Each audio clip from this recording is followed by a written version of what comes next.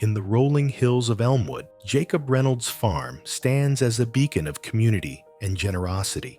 Jacob, a seasoned farmer with weathered hands and a gentle demeanor, has owned Reynolds' farm since he inherited it from his father, a veteran of the Korean War. Over the years, Jacob has not only cultivated the land, but also fostered a legacy of service, notably during times of military need. During the Gulf War, and later throughout the operations in Afghanistan, Jacob freely offered his fields for military exercises, providing a crucial training ground for troops. His farm became a temporary base, buzzing with the sounds of maneuvers and drills, an uncommon sight that turned into a point of pride for the entire community. His unwavering support didn't go unnoticed. It earned him commendations from local and national military leaders, often highlighted in the Elmwood Gazette. As much as Jacob is loved for his contributions, there are eyes filled with greed gazing upon Reynolds' farm. Edward Barron, a wealthy developer with influential connections, has been expanding his real estate empire into Elmwood. He sees the farm not for its beauty or value to the community, but as prime land ripe for a lucrative housing development. His plans, however, require the farm to be vacated, leading him to concoct a scheme that could destroy everything Jacob holds dear. Edward Barron is not a man used to hearing no. With slicked back hair and a perpetual smirk that rarely reaches his cold, calculating eyes, he's the epitome of corporate greed. Barron has made a fortune by turning charming landscapes into cookie-cutter subdivisions, and now his sights are set on Reynolds' farm. His plans for a luxury housing complex called Elmwood Estates promise massive profits, but there's just one obstacle: Jacob Reynolds. Aware of Jacob's reputation and influence in Elmwood, Barron knows a direct approach might stir public outrage.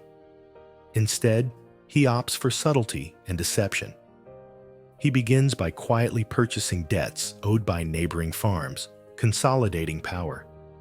His next step involves manipulating local zoning laws through his connections in the town council, aiming to reclassify the land usage where Jacob's farm resides.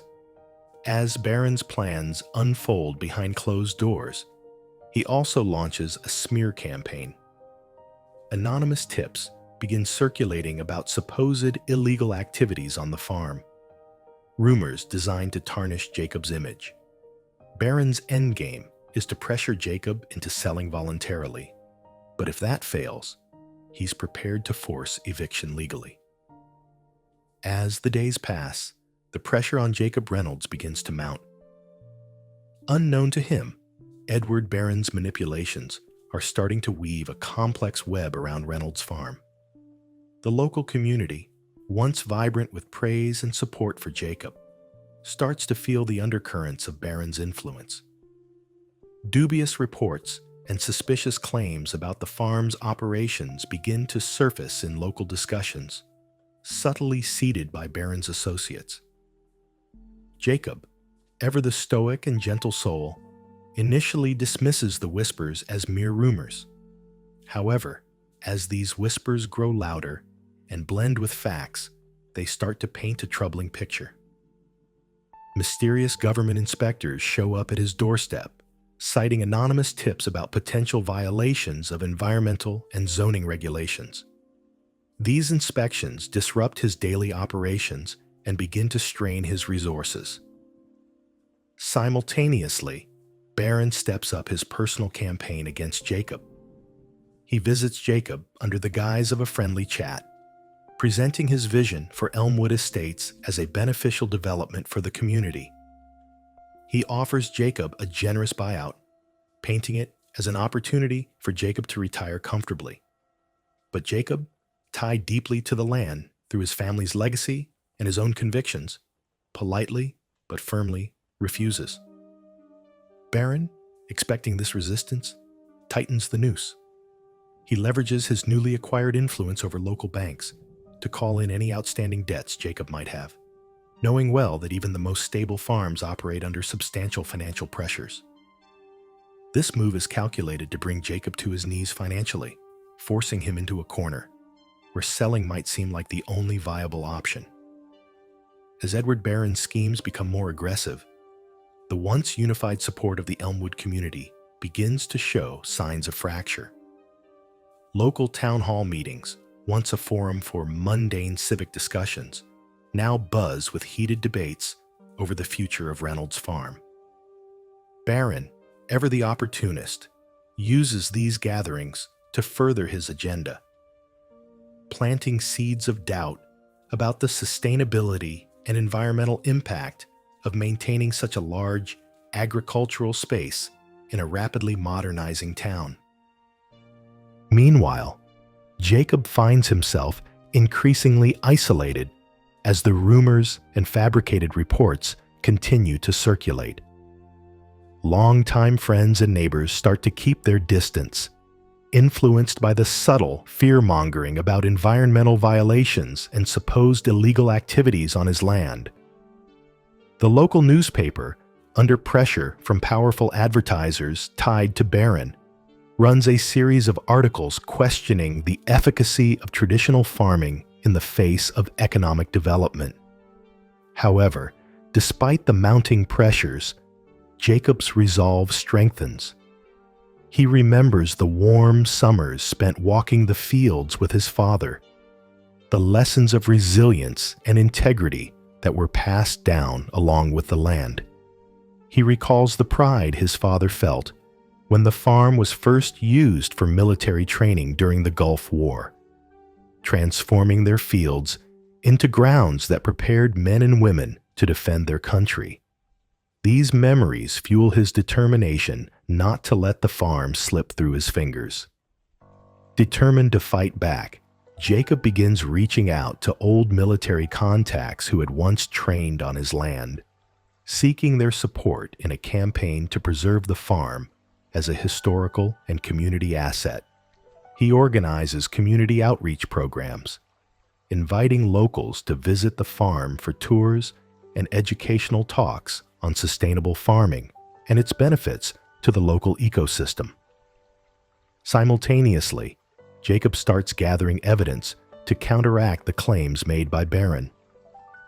He meticulously documents every inspection and meets all regulatory demands to ensure his farm remains above reproach. He hires an environmental consultant to provide a report on the farm's compliance with state and federal guidelines, which he plans to present at the next town hall meeting. Jacob's proactive steps begin to slowly turn the tide of public opinion. His open farm days are a hit, attracting families, school groups, and local media, providing a stark contrast to the narrative being pushed by Edward Barron. The environmental consultant's report comes back overwhelmingly positive, showcasing Jacob's farm as not only compliant with all regulations, but also as a model of sustainable and ecological farming practices. This report, along with heartfelt stories from the community about Jacob's contributions, start to circulate more widely, challenging the smears against his character and the farm's operations. Meanwhile, Jacob's calls to his old military contacts pay off. Several high-ranking officers who had trained on his land now hold influential positions, and they express their support for preserving the farm as a community and historical asset. They write letters to the editor, participate in community forums, and one even agrees to speak at an upcoming town hall meeting. Their testimonies about the farm's role in their training and its importance to the community add significant weight to Jacob's cause. At the same time, Jacob's lawyer uncovers irregularities in the way Barron has been acquiring property and influencing zoning changes. It appears that Barron may have overstepped legal boundaries in his eagerness to push through his real estate projects. Armed with this information, Jacob files a formal complaint with the state's Real Estate Commission and begins discussions with a local investigative journalist to expose the corruption. The atmosphere at the next town hall meeting is charged. Jacob presents his case with confidence, supported by the environmental report and testimonials from his military friends. The community response is overwhelmingly positive, with many expressing their newfound support for Jacob and their disdain for the underhanded tactics used by Barron. Edward Barron, present at the meeting, feels the shift in sentiment and realizes his position is weakening. His usual confident demeanor is shaken as he watches Jacob's well-prepared presentation and the community's reaction. For the first time, Barron doubts the certainty of his victory over the old farmer. Edward Barron, rattled by the recent turn of events at the town hall meeting, refuses to concede defeat. His usual tactics of influence and intimidation, however, begin to falter under the growing scrutiny. The community's backing has strengthened Jacob's position, making Barron's usual approach of bulldozing opposition increasingly ineffective.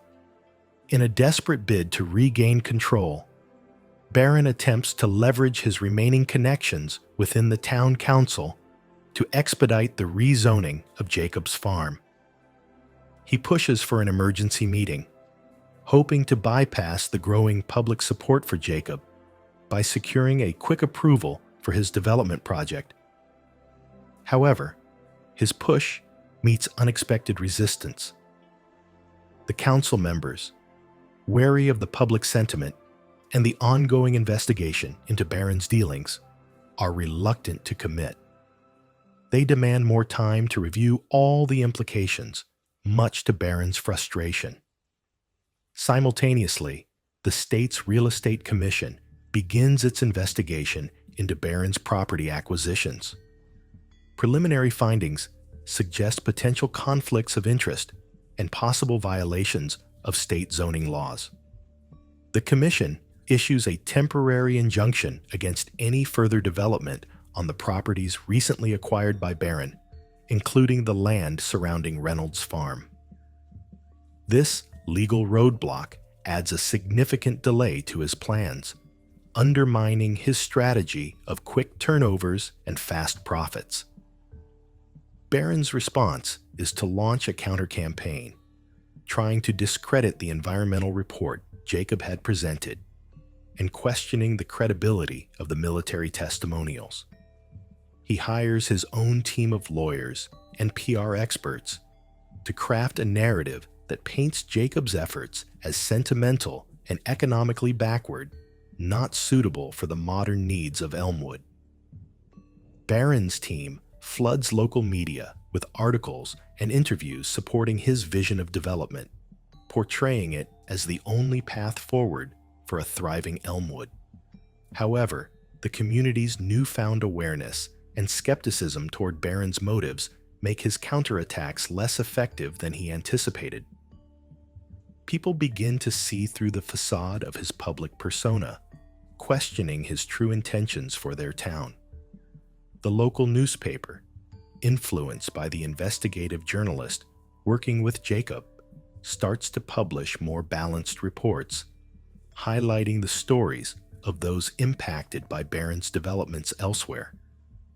As the legal and public relations battle intensifies, Jacob's steadfast approach and transparency continue to earn him deepening community trust.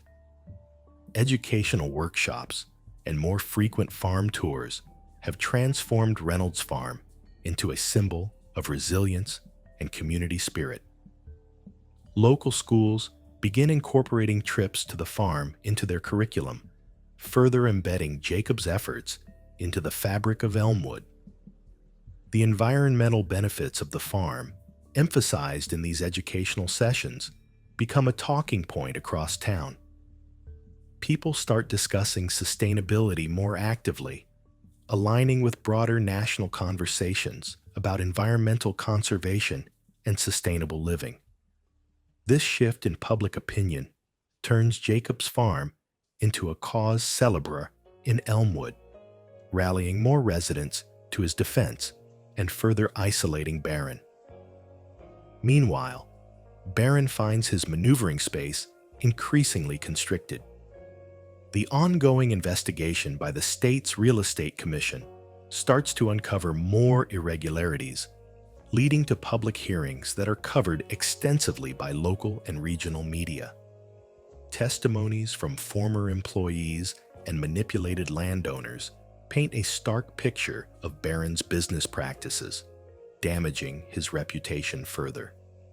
The hearings reveal that many of Barron's projects were pushed through with minimal regard for community impact, prioritizing profits over people. At the same time, Jacob receives an unexpected boost from a national environmental advocacy group that has taken an interest in his case. They provide legal support and media expertise, helping to frame the farm's battle as part of a larger national movement against predatory real estate practices. This new alliance brings additional resources and attention to Jacob's fight, including coverage in national newspapers and on social media. Barron, facing growing public backlash and legal challenges, starts to see his allies in the town council and local business community distance themselves. His plans for Elmwood Estates are put on indefinite hold as the injunction prevents any further development. The financial strain from halted projects and legal fees begins to take a toll on his empire. The tide has turned decisively in Jacob's favor.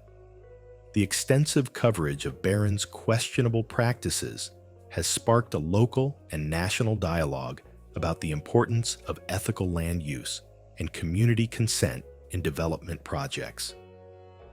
Jacob's farm, once a quiet local enterprise, has become a rallying point for broader issues of justice and environmental stewardship. As the community's support for Jacob solidifies, several local businesses and organizations begin publicly endorsing him. They offer resources, from legal advice to financial support, to ensure the farm's preservation. Schools and community groups organize events at the farm, celebrating its victory as a symbol of community triumph over corporate greed. In a significant public event attended by community leaders, activists, and media, Jacob is given a Community Service Award. His speech, filled with gratitude and a renewed commitment to sustainable farming, is met with standing ovations and widespread support across social media platforms. The event further cements his status as a community hero and a beacon of ethical resistance. Meanwhile, Edward Barron's situation deteriorates. The continued legal pressures and public scrutiny make it impossible for him to proceed with any of his planned developments, not just in Elmwood, but in other regions as well. Investors begin pulling out of his projects, citing risk and negative publicity. Barron's empire, built on aggressive acquisitions and disregard for community impact, begins to crumble. Faced with mounting financial losses and a tarnished reputation, Barron is forced to sell several of his properties at a loss. The most symbolic of these is the parcel of land adjacent to Reynolds Farm, which he sells back to the community. The community, led by Jacob, plans to turn it into a public park dedicated to environmental education and community gatherings, ensuring that the land remains protected for future generations. As Barron retreats from Elmwood, defeated and disgraced, the community celebrates their hard-fought victory. Jacob's farm not only survives, but thrives, expanding its educational programs and becoming a model for sustainable practices nationwide. In the aftermath of the conflict, Elmwood emerges as a beacon of community-driven success and ethical land use. The story of Reynolds Farm resonates far beyond the local community, inspiring similar movements across the country where small towns and local farmers face threats from aggressive developers. Jacob Reynolds, once a simple farmer, has become a national symbol of environmental advocacy and the power of community solidarity. Universities and environmental groups invite him to speak about his experiences, spreading his message of sustainability and the importance of grassroots activism. His talks emphasize the significance of local involvement in environmental decisions and the impact of ethical farming practices on the broader ecosystem. Back in Elmwood, the new park adjacent to Reynolds Farm officially opens, named Reynolds Green. The park serves as a living classroom, hosting students and researchers interested in sustainable agriculture and conservation. The opening ceremony, attended by local dignitaries and community members, is a celebration of collective achievement and a testament to what can be accomplished when a community stands together against exploitation. Meanwhile, Edward Barron's fall from grace serves as a cautionary tale within the real estate industry. His name becomes synonymous with the pitfalls of overreach and the importance of ethical business practices. Seminars and workshops analyze his missteps, using them as a learning tool for upcoming real estate professionals. This shift in the industry marks the beginning of a more conscientious approach to development, with a stronger emphasis on community engagement and sustainability. The impact of Jacob's victory extends into policy as well. Motivated by the case of Reynolds Farm, state legislators begin drafting bills to protect small farms from predatory practices and to promote transparency in land acquisitions. These potential laws aim to balance development with environmental and community needs, ensuring that Jacob's struggle leads to lasting legislative change. As the dust settles and the community of Elmwood celebrates their triumph, Jacob Reynolds takes a moment to reflect on the journey that has transformed his life and the lives of many around him. From a quiet farmer to a national symbol of resistance against corporate greed, Jacob's story is not just about a battle won, but about sparking a movement that reverberates through the hearts and minds of people everywhere. Jacob spends his days tending to his farm with a renewed sense of purpose, knowing that his land is now safeguarded for future generations. The farm continues to operate not only as a source of sustenance, but as a vibrant hub for education and environmental stewardship. Every week, students, activists, and families visit, eager to learn about sustainable practices and the importance of community in safeguarding natural resources. Jacob, with a gentle smile, guides them through the fields, sharing his knowledge and the story of how a small community took a stand and won. Reynolds Green, the park created next to the farm, thrives as a green oasis. It's a testament to what can be achieved when people unite for a common cause. The park features walking trails, picnic areas, and an outdoor classroom where visitors can attend workshops on biodiversity, conservation, and organic farming techniques.